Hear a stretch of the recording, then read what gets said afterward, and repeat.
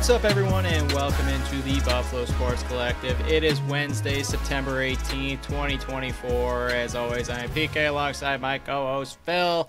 Episode 304. We haven't recorded since last Sunday because I went on vacation. Then we had Tough Mudder.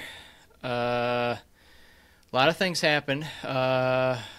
I don't know if you want to take the lead first. There's a reason your couch is upside down behind you. Or not upside down, sideways behind you.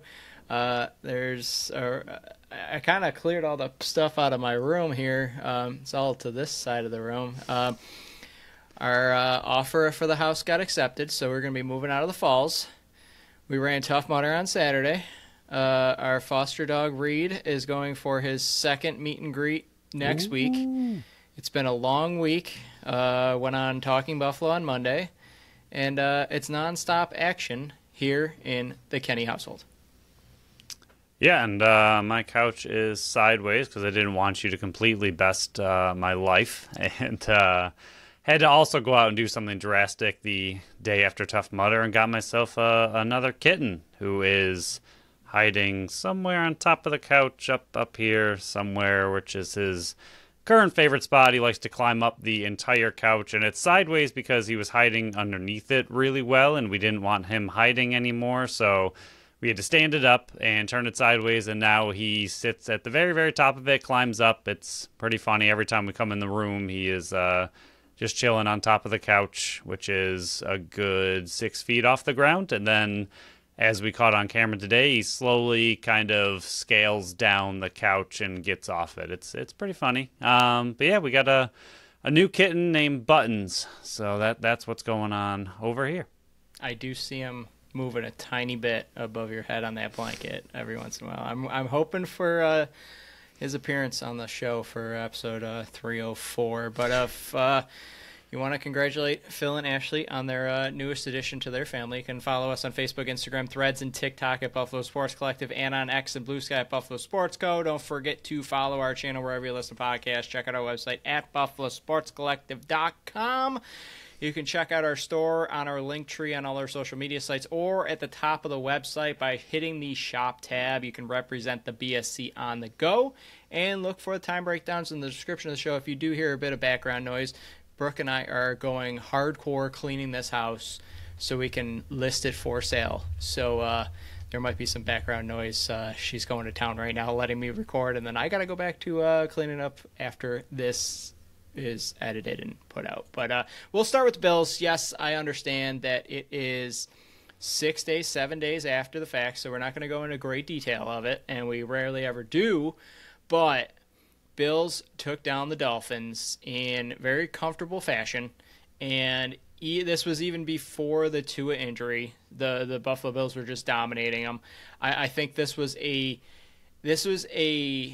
big game for both teams, but I think it meant more for the Miami Dolphins trying to make a statement in that division of, hey, this is going to be our division now, and they just fell flat on their face. I think the Bills came out, made some noise, and said, hey, we're here to stay. And based on what I've seen the first 2 weeks, Miami is still not a threat to me because Buffalo just continuously owns them. Sean McDermott just ran circles around McDaniels nonstop. The defense is able to shut down Tua and Waddle like crazy. The only player that really had a huge game was Achane, who was still in the game with like 5 minutes to go. Now, I have in a guillotine league, so I was perfectly fine with that. But, you know, you got your 2-star wide receiver sitting on the bench, and your star running back, when you already lost Mostert to an injury, is still playing in the game. But I think the Jets don't look that great. Aaron Rodgers looks slow. I think he looks better than I thought he would, but he still looks, you know, like a 40-year-old man coming off a major injury. And then the Dolphins are just going to be a pain in your side. They're going to be that little fly that was landing on my leg the whole way home from Tough Mudder on Saturday. But I think this was a statement game for the Buffalo Bills and a massive, massive lost opportunity for the Miami Dolphins. Yeah, I mean, going into this, Dolphins at home, they were favored. I think, like you said, this was their big opportunity early in the season. The Bills are already injured. They're down players. Nobody knows what the Bills are. Yes, they had a good week 1 win, but it took a little while, and it was against Arizona. who is turning out to be semi-decent, but their defense is not. So this was a big game for the Dolphins to kind of put their name on the AFC East and say that we're the team to go through, and they did not. And not only did they not do it, it wasn't close. Even just, the whole game wasn't close. It was a really, really poor performance by Miami. And they were a team, especially for the Bills defense, especially after all the injuries they got and even in-game injuries. They were a team I was very worried about on their offense. They have very, very fast offensive weapons like Hill and Waddle. And I thought for a banged-up defense, especially missing Taron Johnson, I mean, he's your kind of slot corner. He's the kind of guy that can maybe keep up with those guys in the middle of the field. He was gone. Obviously, no Matt Milano, so you're down linebackers. Like, this seemed like a game where the Miami Dolphins could take, just hit crossing routes with Waddle and Hill and just let them do yards after the catch and take off, and it wouldn't be super difficult for their offense, but it'd be a challenge for the Bills defense, and the Bills defense absolutely annihilated them in every facet of the game. Like you said, Achane was the only one who really did much, and a lot of that just kind of came throughout the game, and even when, what was it, right before half that they were trying to catch up, and they just kept running the ball awkwardly. I don't know. This game was weird. I was expecting the Dolphins just to have a lot more punch, and even the announcers kept mentioning it the entire game, that the Bills seemed to be the underdog in this game, that they wanted it more. They were hungry. They were angry. They really wanted to win this game. And you'd think with the Bills being the AFC East leaders recently, last 4 seasons, that the Dolphins would be that team playing at home, early season statement win. And they just came out very flat. But, I mean, huge props to the Bills. I mean, their defense was arguably the story of this game. I mean, coming out of a game like this, if you look at Josh Allen's stat line and you didn't know the score of the game, 13 for 19, 139 and 1. If you just heard that and didn't know the score, I would assume, and even 2 rushes for 2 yards, I would assume that you would think that the Bills lost the game because that's atrocious, but they just did not need the offense to do much. The pick 6 helped quite a bit, but the defense was huge. The defense was just so massive in this game. I think they put their own statement with all the injuries, saying that, we can still keep up with a high-flying, supposedly talented offense. I know Tua got injured at some point, but he was there for a lot of the game, and a lot of the game when it mattered, and their offense just came up very flat against a seemingly weak defense, but this is a really good showing by the Bills defense.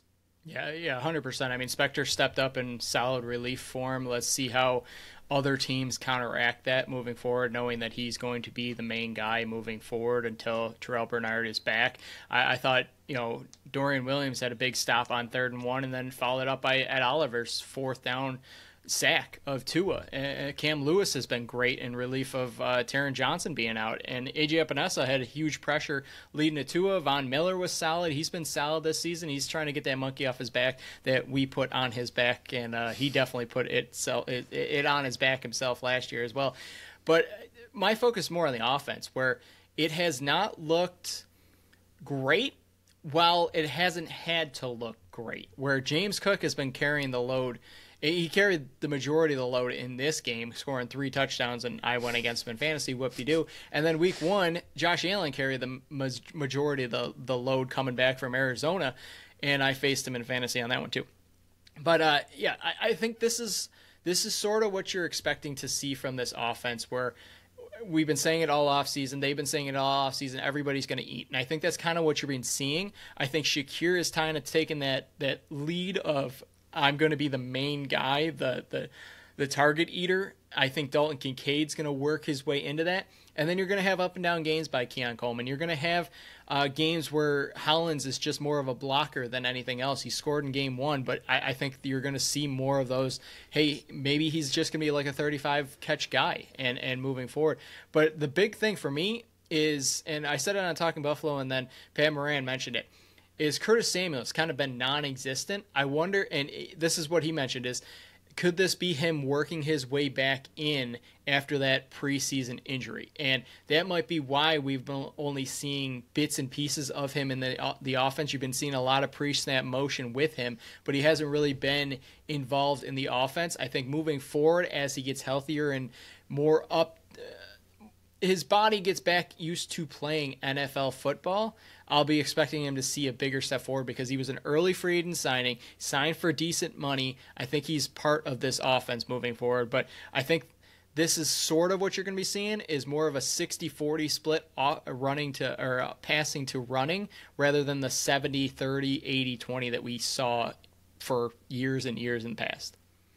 Yeah, and a lot of it depends on the game. I mean, this one got so out of hand so quickly. They didn't have to do anything. And they didn't have to do anything. And in the second half of the game, they put up one touchdown and called it quits, and so did the Dolphins. They also called it quits. And so it's hard to judge the offense. I know you're not judging them negatively necessarily, but it's just hard to look at the offense as a whole when they haven't been forced to do much. Like last week against Arizona, they were forced. They were down 17-3, had to come back, and that's where you saw Coleman stepped up as one of their best wide receivers. In this game, he gets 1 target, 0 catches, so a huge flip. But again, they didn't need Coleman in this game, so it's hard to look at them. I do think Samuel seems still injured, like you said. Big free agent signing for the Bills, a Brady guy, so I think they're going to work him in, and right now they haven't really needed to force his hand. They have so many weapons on that team right now that are secondary pieces, sure, compared to most offenses, but they're all stepping up in their own way, so they just haven't needed him to shine by any means. So I think it will just take some time, and again, they don't need to rush him and force that injury to be any worse. I know turf toe seems to linger for a long time from what we've kind of seen in the history of the injury. So we'll see as he gets a little healthier. And the other big thing with this game is the offensive line looking really solid for the Bills. And the penalties went way, way, way down compared to week 1 where they were brutal. The offensive line did a great job. No sacks for Allen. I know Allen runs around a little bit, so sometimes he kind of saves the offensive line from that stat, doing what he does best. But at the same time, it's up to the offensive line to make sure he has that ability to run around a little bit, get out of that pocket, and do what he does best. And also, same with what you just said, Cook has been a huge part of this team. Well, the lanes that are being opened up are from that offensive line. So good to see them seem like a pretty solid unit. I mean, the defensive line, the offensive line, we talked about a lot in the offseason. Those are where you win games and lose games oftentimes. And it seems so far that the Bills' offensive line especially looks really good. And my bold prediction for Von Miller to get 8 sacks, he's already got 2. So off to a good start. If he just keeps this up, he's got 16, 17 in the bank. So looking good. Yeah, my bold prediction of AJ Epinesa leading the team is not good so far. But yeah, I think the only big negative was Tyler Bass missing the field goal, and they brought in kickers to try out in practice. Neither of them really shine a big light. I don't think you're going to see any kickers that get brought in that are going to really ease any fans' tensions whatsoever. No. The kick was an ugly kick, and it didn't get blocked. It was just an ugly, ugly kick. But he has made the ones he needed to make so far, and I just don't see a path unless he absolutely stinks up the joint and costs this team a victory in one of these games where they're going to be able to replace him. They're not going to carry 2 kickers on the team, and they don't have the money to cut him and bring in a new guy. I think the biggest thing you'll see is them add a kicker to the practice squad so they do have one on the roster practicing and learning the holds by Sam Martin if need be. But I really don't see a path, again, unless a major thing happens where Tyler Bass is not the kicker for this team the rest of the season. It's also just, I mean, not that he needs any more of it. I think he knows that he's under a lot of pressure right now, but having somebody else come in is just another little nudge by the Bills. Like, you better step up because, like you just said, I don't think anybody they're bringing in right now would be immediately displacing him by any means. He's still a good kicker. He's still one of the better ones in the league, we hope. But it's just another way to kind of push him a little bit, like stop missing kicks because we're bringing people in and your job is not quite as safe as maybe you'd like it to be with that contract. Like you said, I don't think anything's going to happen unless he really starts costing them 2, 3, 4 games. But good on the Bills to bring someone in early, but kind of get ahead of this problem if it becomes a true problem. But also just that little bit of added pressure. I don't know if that's going to be great for him, but hopefully he can turn that added pressure into a little bit more consistency. So the next game they face the Jaguars. Those games always terrify the heck out of me because they don't play the Jacksonville Jaguars for some reason whatsoever. I don't get it. But yeah, that's Monday night. It'll be the second of 3 straight primetime games. Not happy about that because after that they go to Baltimore and it's Sunday night. So at least these, like we said it in the offseason, at least these are all before we get back to two-a-days when those come up. But we'll move forward here. I'm wearing the hat for a reason. The symbol is behind my head for a reason. The Sabres jersey is behind my head for a reason. Buffalo Sabres training camp kicks off today, Wednesday. And I think this got me back in the groove of kind of figuring out how to integrate them back into the show. And that starts with your final RFA signing a deal. Peyton Krebs signed a 2-year, $1.45 AAV deal. I think this was more the Buffalo Sabres. I think this was more of an indication of Kevin Adams trying behind the scenes to bring in a higher paid player, waiting to pay Krebs to see what type of money he possibly had left. And I think that's why Peyton Krebs signed so late, because if a higher paid player came in the door, I think that meant, hey, Peyton Krebs is out the door. And I think that's why they waited to pay him this long. They waited till the last second to be able to do it because training camp opens tomorrow, or today, I should say, Wednesday. It's Tuesday when we're recording. But I think that's a big reason why they waited so long to pay Peyton Krebs this money. And it's not huge money, but I think this was an indication of Kevin Adams working behind the scenes saying, hey, if we can get a $7, $8, $9 million player, we're going to need that spare money in the cap space. Yeah, he's like you said. I mean, the biggest news about it is that he's the last RFA to sign. Right. He's someone that you and I were hoping would be traded away from this team. He's okay. He's that. He's just okay. Right. And what he is not very exciting. And I think the Sabres brought in a lot of players that are better than him to play a similar role that he does on this team. So he seems like the odd man out. Maybe he will be a trade deadline something for, a 7th or some nonsense. But I don't know. We'll see how he does. Maybe he can take that next step forward that they've been hoping he would for the last couple of years. But to me, he seems kind of like a roster block to other potential players that could find their way on this team and play better than he does. But we'll see. Just not that exciting of a move. Yeah, so with the preseason kicking off on Saturday, Phil, I got a question for you. Are you excited for this season? Are you dreading it? How are you feeling as the season progresses? Because like football, you got the draft, and then you got, mini camp, and then you got training camp, and so on and so forth. With the hockey, with NHL, it's kind of like training camp opens, then preseason, and then the regular season starts like boom, boom, boom, boom, boom, real quick. Are you excited, dreading? How are you feeling, and why for this upcoming season?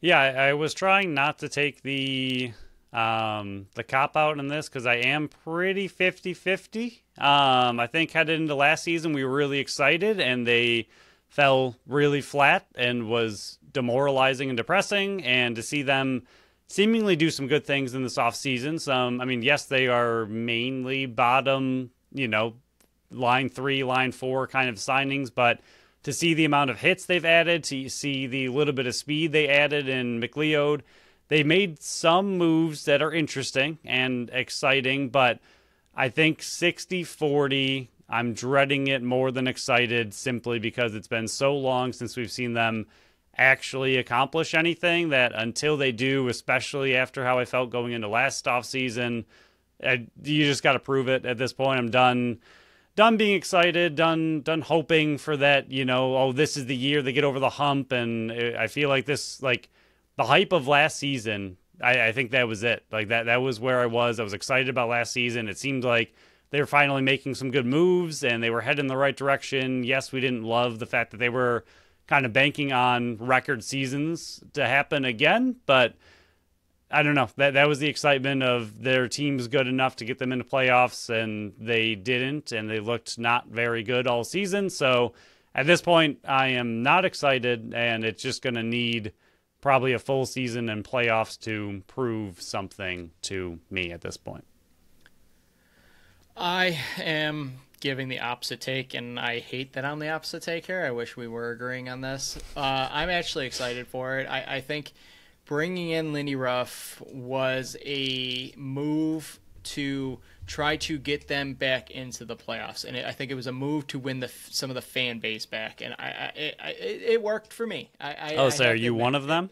It seemed to work for me. They still need to have their top 6 bounce back. They can't have another season like last year. Their power play can't be worse than it was last year. That's going to bounce back to the mean. But with the changes they made to the bottom 6, this should be a hockey team that other teams shouldn't want to play against, because that's the type of coach that Lindy Ruff is. I think this is the type of head coach that this core needed to get a kick in the butt to realize, hey, you haven't earned a single thing in this league. Like, you coming in here thinking that your poop don't stink, I got news for you. It stinks to holy heck. That's how bad your stuff stinks, because you haven't done anything since you've been that core. And the core before that didn't do anything. So I think Lindy Ruff and his style of training camp and preseason is going to be a big telltale sign of the new way that this team's going to be focusing. Now, I'm still cautiously optimistic, and that's going to be based on how the first 5 to 10 games go. If we're not seeing a different style of hockey the first 5 to 10 games, this is going to be a very, very long season for me, as the kitten turns around and looking up at the sky. I see him moving around up there. But yeah, the 5 to 10 game, YouTube. Go to YouTube and see Phil's new cat being very cute up there. But yeah, 5 to 10 games. If we don't see a different style of hockey between the top 6 and the bottom 6, it's going to be a very long season for the Buffalo Sabres, the fan base, and this show.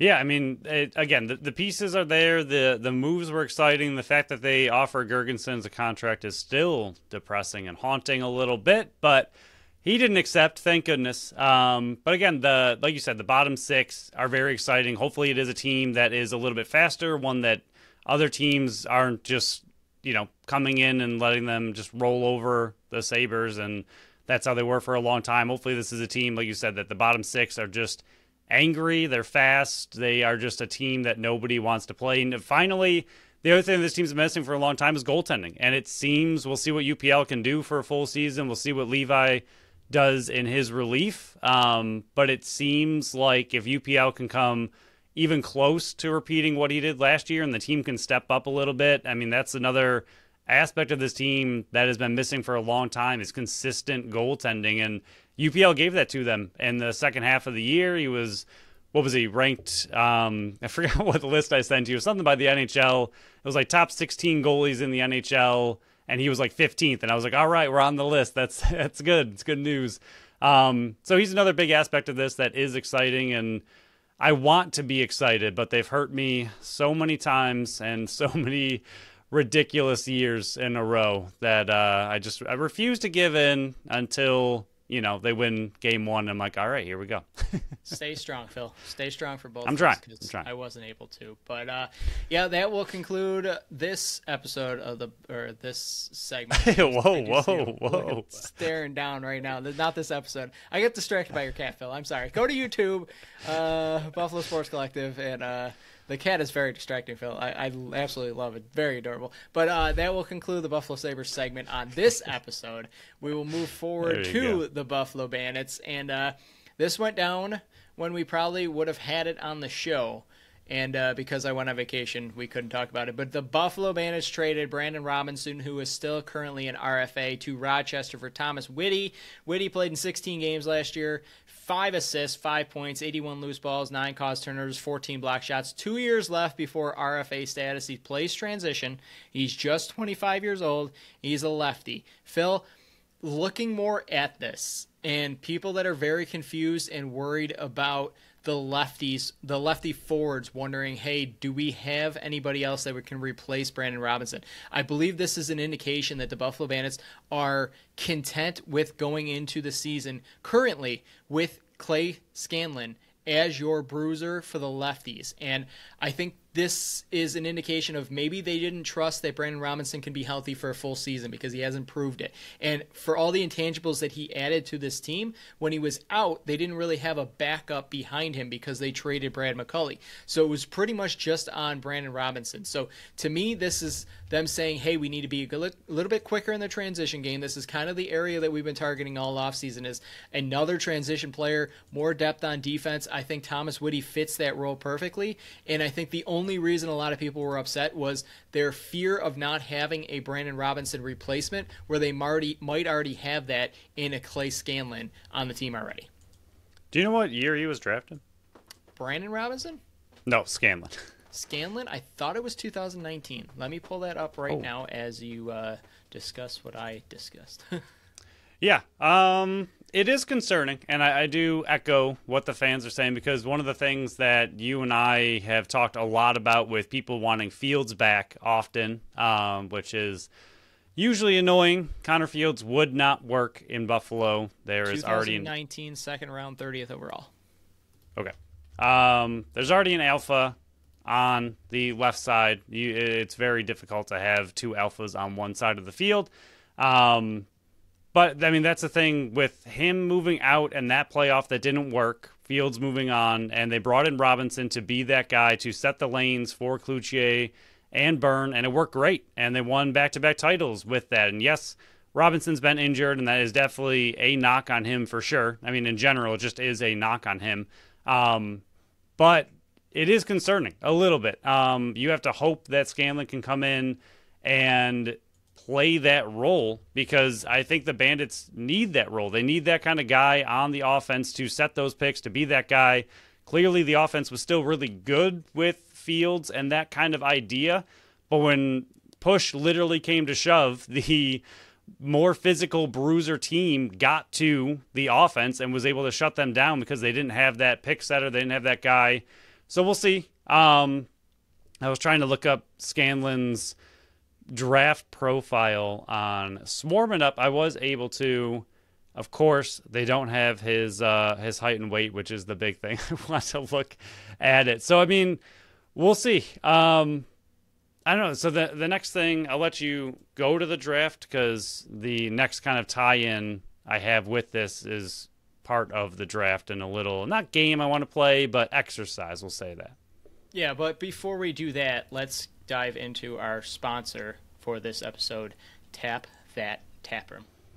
Tap That Taproom is at 363 Delaware Street in Tonawanda, New York. They are Buffalo's first women-owned self-pour bar featuring 30 consistently rotating taps. They offer a variety of ciders, sours, beers, seltzers, and malt beverages. So, Phil, this is the time where everybody gets out their calendars, and Tap That Taproom actually just posted this literally right before we started recording, and they added two things to it that I didn't have before. So Wednesday, tonight, general trivia with Geeks Who Drink, 7:30.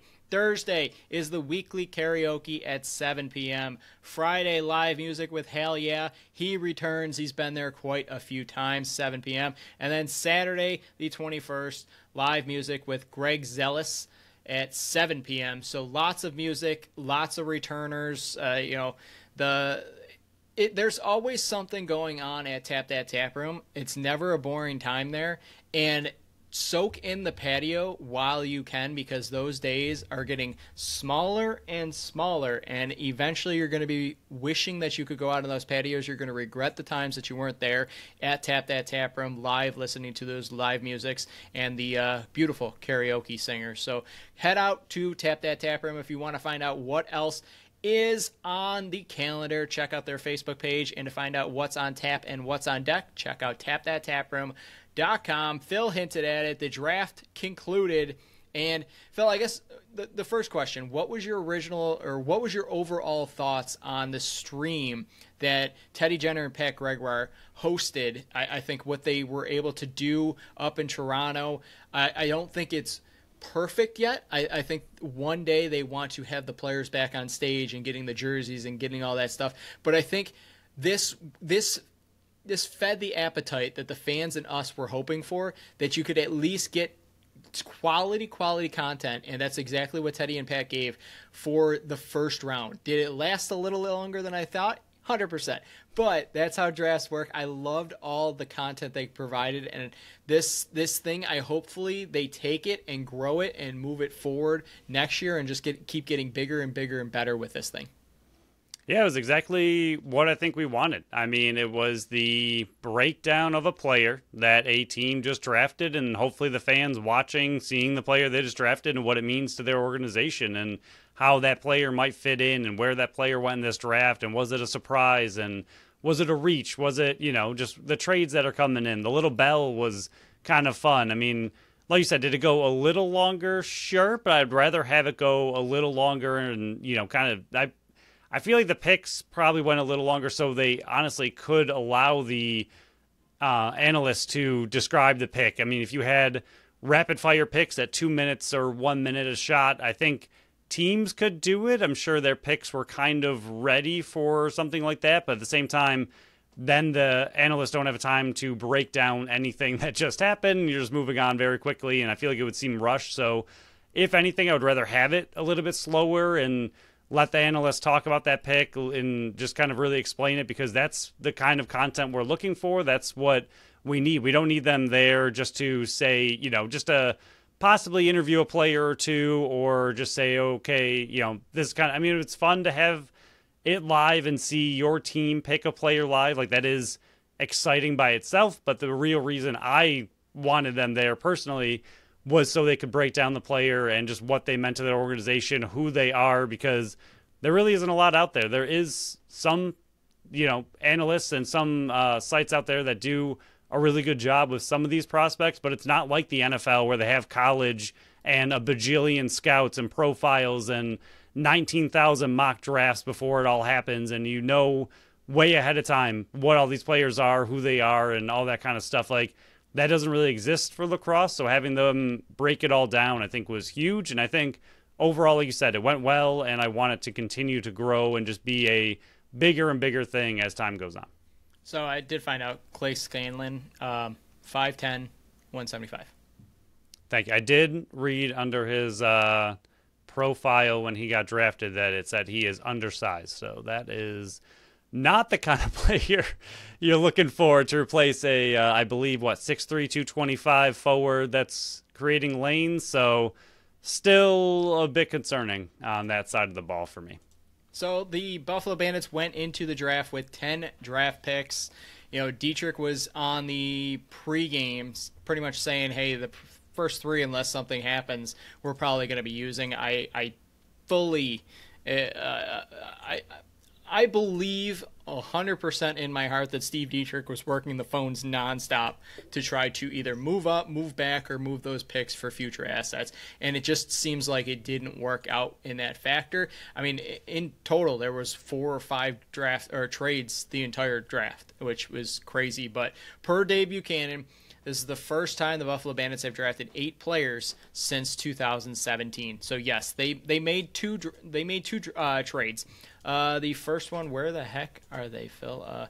They're on the bottom. There it is. They traded pick 85, which was in the 6th round, to Philly for their 2025 6th round pick, and they traded pick 72, which was their 5th round pick, to Saskatchewan for Saskatchewan's 2025 5th rounder. So next year they'll have more draft pick and more capital as well. But with the first 3 picks is what everybody's kind of wanting to know more about. Now, we'll give you as much as we can. Again, we're not draft analysts. We're not the guys that dive deep into this kind of stuff. We give as much as we possibly can. But, with the first pick, 7th overall, Lucas Nielsen, righty forward from New Westminster, Junior A. Second one, the second first pick that they had, 8th overall, Luca Anton Giovanni. Yeah, the name sounds, it's a lot trickier. It looks a lot trickier than it actually is. It's not that difficult to do, and thank God, because I have to probably say it nonstop, and I'm the guy that just switches his name to Evan C all the time, so I don't have to do it Luca A. But he's defense and transition from UNC and Coquitlam. And then the third first-round pick they had kind of went a little bit off the board from what they were saying. I mean, the pick was always going to be he was always going to be drafted, but I think the analysts and Teddy and Pat thought that he went a little bit higher than everybody was expecting. But Taylor Dooley, defenseman, Mercy University in Toronto Beaches, I think you're seeing a bit of what they are expecting to do for the future. Kyle Buchanan was one of the last UFAs to sign with this team. I know there's still two guys out there in Bryce Sweeting and Adam Bomberry, but he was the one last core member to sign. And I think that's indication that it was truly 50-50 if he was coming back. Nielsen is that righty that could possibly in the future, and even Dietrich said, you're trying to keep this team together, but you can only keep a championship team together for so long. You got to start building for the future.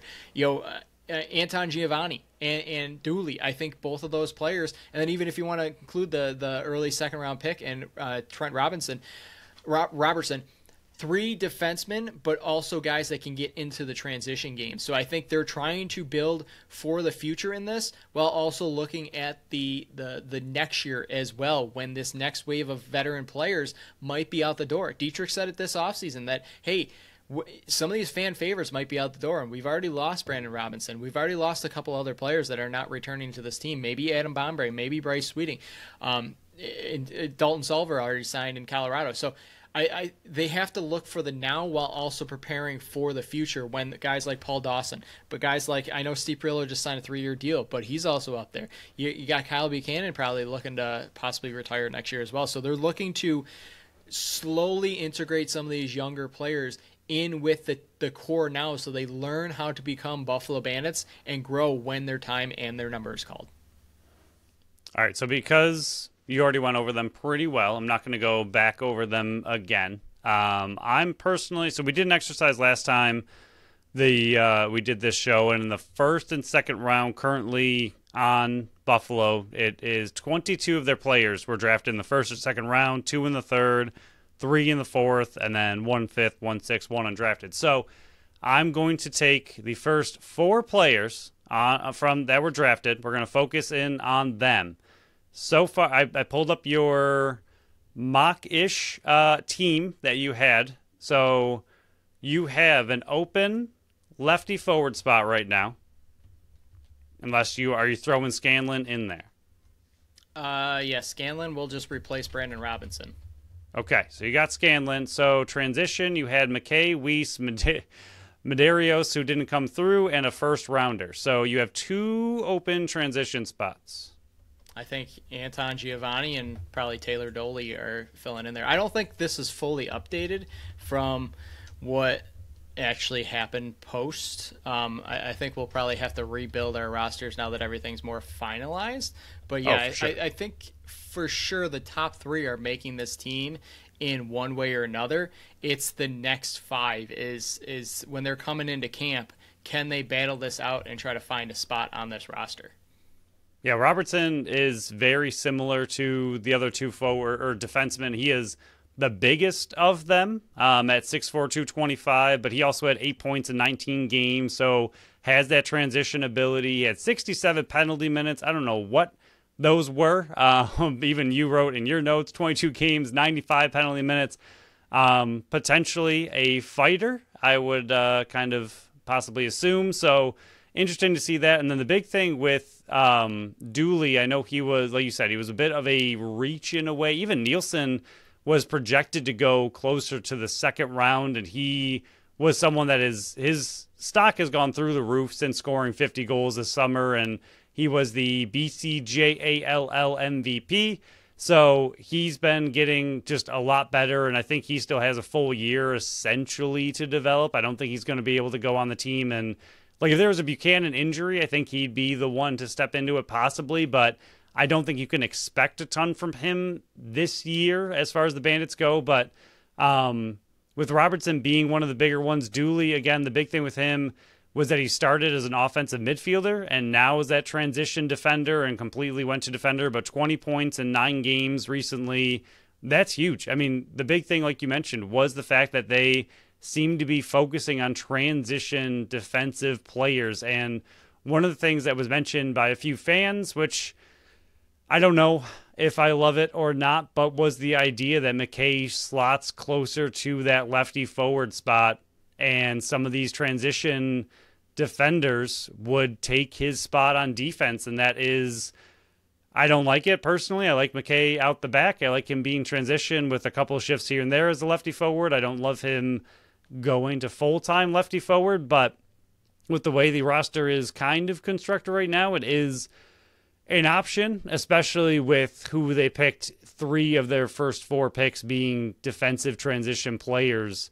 It'll be interesting to see how it all breaks down, but not a bad draft. I say that like that because we didn't get the face-off guy we wanted so badly. Very, very disappointed. They had ample opportunity to scoop him up in any one of these early picks, and they didn't get him. So, little depressing right there.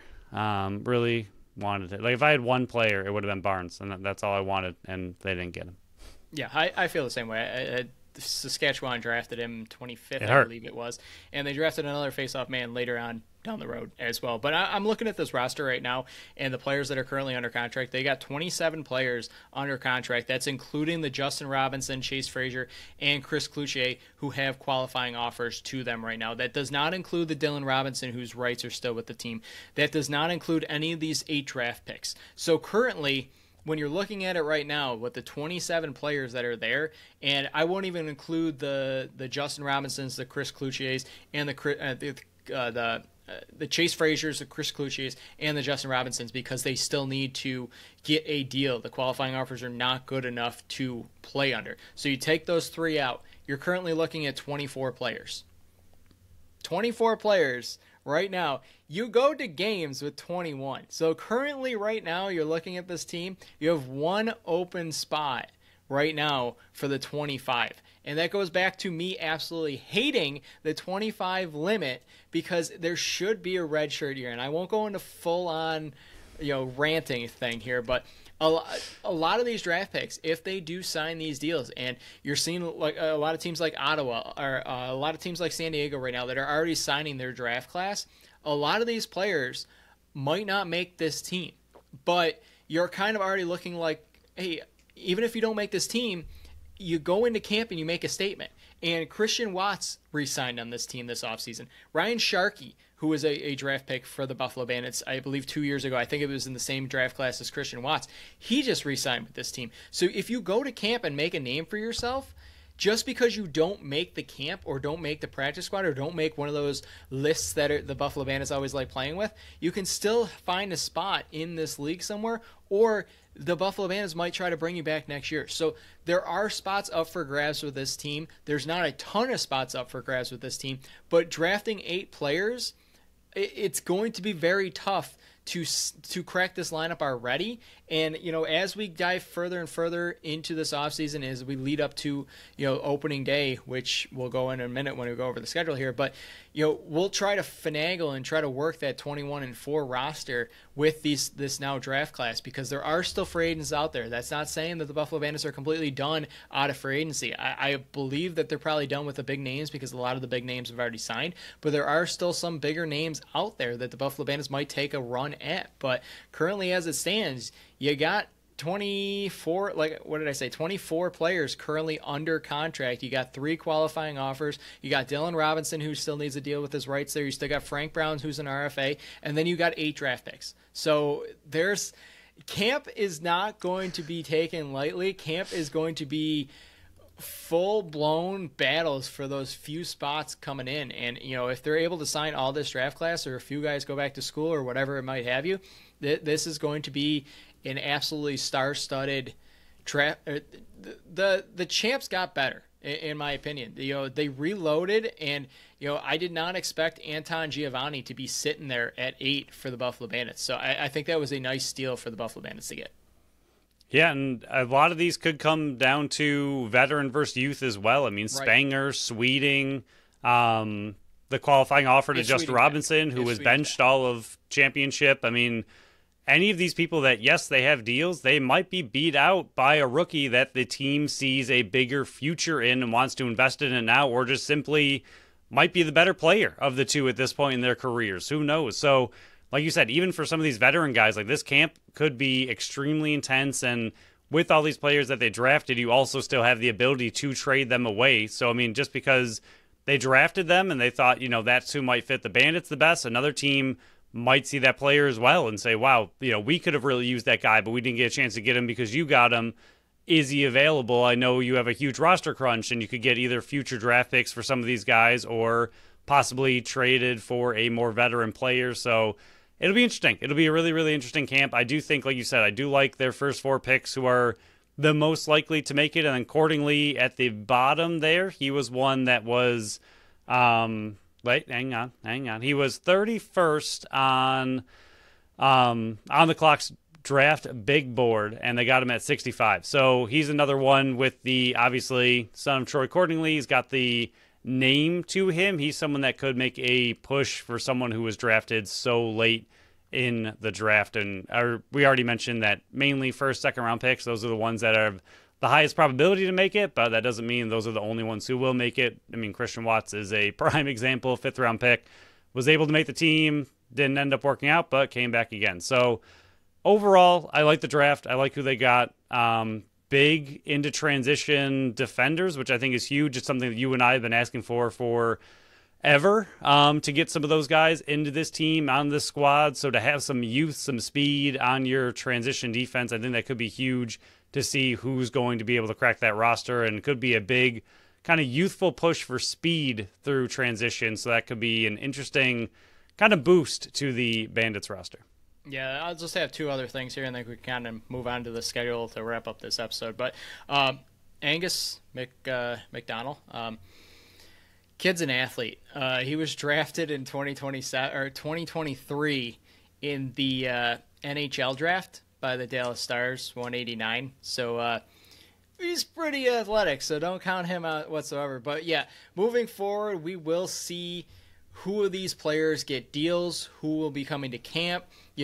They're going to need more camp bodies than they currently have under contract right now. That's going to happen. There's going to be more guys that are in this. Do they come from this draft class, or do they come from the street free agents? We'll find out. But as the offseason continues, as we get into October when training camp starts up, we'll be able to fine-tune and try to find out, okay, who are the bubble guys? Like, is Sam LaRue getting pushed for a spot on this team? I know how much they love him, but does a guy like, Luca Anton Giovanni kind of take his spot? Like, that spot could be up for grabs. Does Corey Highfield have a spot on the practice squad, or one of the few spots on the 21? So I think it depends on which one of these, how many of these players sign deals with the Buffalo Bandits to come to camp, and what this team actually looks like going into camp, and what will the camp battles be. So we'll kind of dive further into that as the offseason continues, and we get closer and closer into lacrosse season. And as we're kind of hinting at, the schedule was released for all the teams. I haven't really gotten a chance to watch all the videos, but I'm excited to go back and watch a lot of these schedule release videos from the teams. I absolutely loved all of them last year, so I'm very excited to watch them this year. Just, buying a house, Tough Mudder, dog, hasn't had ton of time to try to sit down and just look at all this stuff. It's been a very busy offseason, but the schedule did come out. Buffalo Bandits schedule. Phil, it's a little bit more difficult than last year. I will just say that. Not by the teams you're facing, because you face everybody. You face 5 teams twice now. The Panther City's folded and everything. But last year, Buffalo Bandits were able to avoid the back-to-back games, and that was a huge beneficial thing for the Buffalo Bandits. Where back-to-back games, you saw what happened to I think it was the Rush. Sorry. I think it was the Rush, where they had 5 games in 12 days or something like that. Insane. Yes. In March last year. It was insane what they went through. But, I kind of broke this down. Everybody already sees the schedule, but I kind of pinpointed, and Dave Buchanan did a good job of pointing some of these things out as well on X. They got 2 road games to start the season. And for everybody saying, the defending champion should start at home, it's not how the NLL works. It's not going to work that way until they bring in a lot more money. They're the 3rd, 4th, 5th fiddle in KeyBank Center. So they're going to get what is available to them, as much as that stinks for a team of the caliber of the Buffalo Bandits. But then they have 4 straight home games. Their one road game is December 13th. After that, they don't play another road game for 2 full months. Their next road game is not until February 14th. So it's a long stretch of home games and a long stretch of byes. But then 5 of their first 8 games are at home. They got 5 bye weeks this year, including week 1. They do not face week 1 like they did last year. Week 1 they have a bye week 4, 6, 9, and 11. So 5 bye weeks built into this schedule, which is beneficial. But like I mentioned, they got 2 back-to-backs. One of them is at Toronto, then home versus San Diego. That's a terrible back-to-back there. Not based on travel, but based on competition. The second but one also is travel. Also travel. Not super bad for the Buffalo Bandits because it's just Hamilton back That's home. True. So it's It's not worse terrible. for San Diego. But then you got home versus Las Vegas on a Friday night. Then you go to Albany on Saturday night.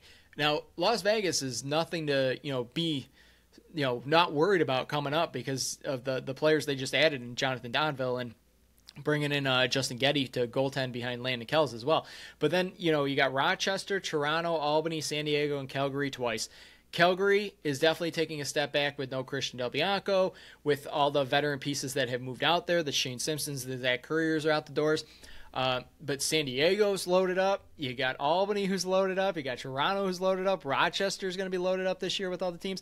You got 4 Friday games, 14 Saturday games. So Phil, how do you feel about this schedule? And I know there's still a lot of time until the schedule kicks off, but how do you feel on what the schedule makers did to the Buffalo Bandits? They don't like the Bandits. Not this year. It's not this year at all. I mean, of the finals were the Seals, the Firewolves, the Rock, and the Bandits, and you have to play 3 of those teams twice. So of the final 4 from last season, you're playing all of them twice. Calgary, like you said, take a step back, fine, but Rochester is pushing again for another playoff spot.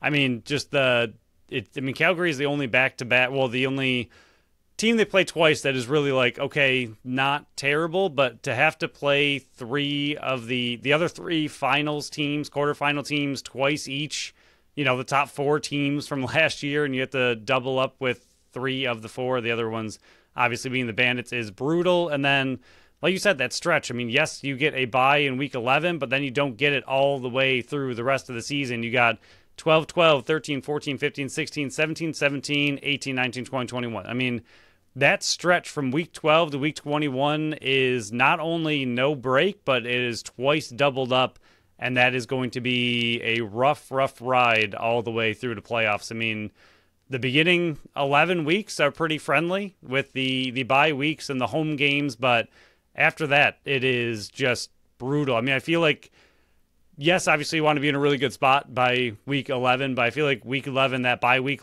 that's when their season truly just kicks off. I mean, week 12 on, you are playing not only nonstop, but twice.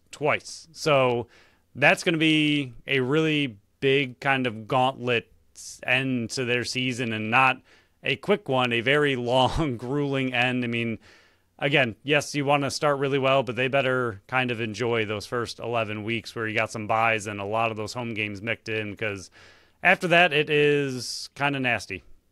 Yeah, I mean, we always break this down. We go into more detail than probably is needed with the schedule, but it also gets us a little amped up and ready for December to kick off so we can go back to 2 shows a week and not have to cram everything into one show. But I just read, I didn't get a chance, but I just read this now in the press release from the NLL. Training camps for the NLL teams begin late October across North America. The full training camp, preseason, broadcast, and streaming schedules will be unveiled soon. Now, to me, that's very interesting. I'm going to take it with a grain of salt. That, to me, shows that, hey, maybe they'll actually announce who's playing in the preseason, like when they're playing, maybe they'll provide some box scores and stuff for us. Maybe they'll talk about, hey, these are the players coming into training camp and so on and so forth.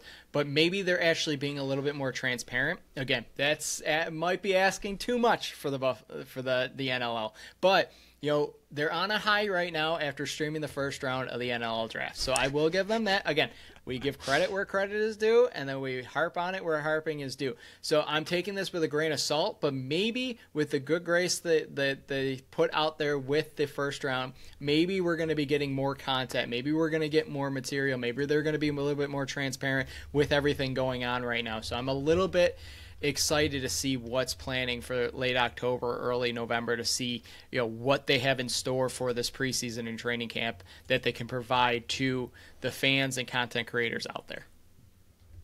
Yeah, I mean, we really don't usually get much. I think oftentimes we follow Buchanan and watch his Twitter updates to see what the score is and who's scoring and who's doing well and what the goalies are. I mean, last year was a big thing with the goalies of who's going to be the backup, who's going out first, who's going out second, who's getting more time, who are they playing. So it was actually really important and really interesting to kind of follow those tweets. And thank you, Dave Buchanan, for allowing us to have some kind of information on the preseason. Really appreciate it. But maybe they will, like you said, be a little bit more transparent and give some actual information on the preseason instead of just kind of blacking it out and leaving it to the locals to kind of fight their way through and find a way to get some information out there.